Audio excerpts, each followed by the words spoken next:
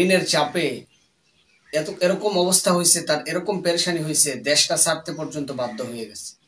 আদরের সন্তানদেরকে রেখা, স্ত্রীকে রেখা, মা বাবাকে রেখা দেশ ছেড়ে বিদেশ চলে যায়।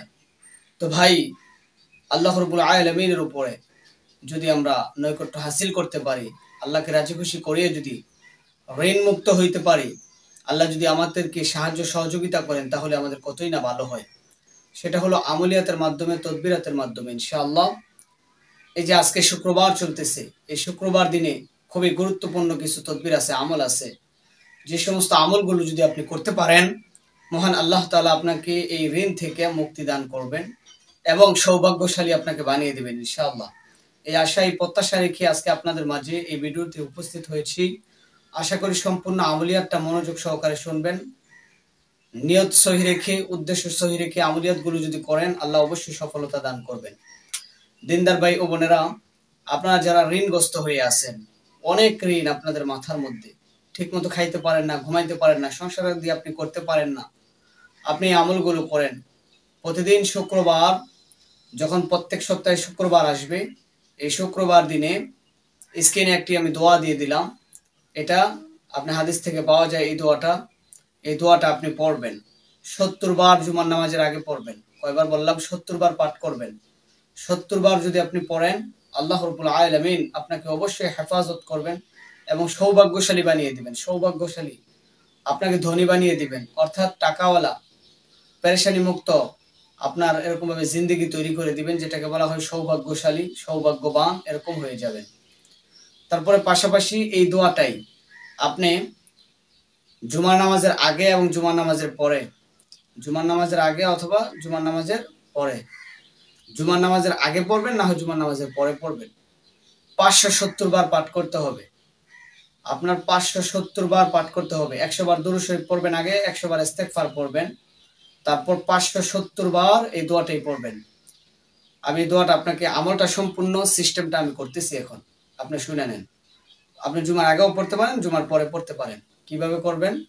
প্রথমে বসে দুরুদ ইব্রাহিমটা পড়বেন, জায়নামাজে বসে। اللهم صل على محمد وعلى آل محمد كما صليت على إبراهيم وعلى آل إبراهيم إنك حميد مجيد اللهم بارك على محمد وعلى آل محمد كما باركت على إبراهيم وعلى آل إبراهيم إنك حميد مجيد। এই দুরূদ শরীফটা একবার হলো আপনি তাসবিহ নিয়ে 100 বার পড়বেন। ইয়াকিন রাখতে হবে, বিশ্বাস রাখতে হবে, আমলের উপরে পুরোপুরি ইয়াকিন রাখতে হবে। তারপর আপনাকে ইস্তেগফারটা পড়তে হবে 100 বার। আস্তাগফিরুল্লাহাল্লাযী লা ইলাহা ইল্লা হুয়াল হাইয়ুল কাইয়্যুম ওয়া আতুবু ইলাইহি লা হাওলা ওয়া লা কুওয়াতা ইল্লা বিল্লাহিল আলিয়্যিল আযীম 100 বার পড়েন। তারপর এই দোয়াটা পড়বেন 570 বার। আল্লাহুম্মা কফিনি বিহালালিকা আন হারামিকা ওয়া আগনিনি বিফাদলিকা আম্মান সিওয়াক। আমি একদমে বললাম, আপনাকে এখন বাইগা বাইগা বলি। আল্লাহুম্মা কফিনি বিহালালিকা আন হারামিকা ওয়া আগনিনি বিফাদলিকা আম্মান সিওয়াক। আরেকবার বলি আমি, আপনি বারে বারে শুনে এই দোয়াটা শিখে ফেলতে পারবেন। অত্যন্ত সহজ একটি দোয়া। আল্লাহুম্মা কফিনি বিহালালিকা আন হারামিকা ওয়া আগনিনি বিফাদলিকা আম্মান সিওয়াক। তাসবিহ নিয়ে 570 বার পাঠ করে ইনশাআল্লাহ, দেখবেন আল্লাহ রাব্বুল আলামিন অচিরেই আপনাকে সৌভাগ্যশালী করে দিবেন। ঋণ মুক্ত করার, ঋণ মুক্ত হওয়ার ব্যবস্থা মহান আল্লাহ তাআলা কুদরতের মাধ্যমে করে দিবেন ইনশাআল্লাহ। মানুষের যে ঋণের চাপ আছে, ঋণের ভার আছে, এই সমস্ত ঝামেলা থেকে আপনাকে হেফাজত করবেন। দিনদার ভাই ও বোনেরা, শুক্রবারের আমলটা আপনাকে দিলাম, আপনি অবশ্যই এই আমলিয়াতটা আপনি করেন। আল্লাহ চাইলে অবশ্যই আপনাকে সফলতার জিন্দেগি দান করবেন। আমলিয়াতগুলো করেন আপনি, আল্লাহ আপনাকে হেফাজত করবেন। আমিন।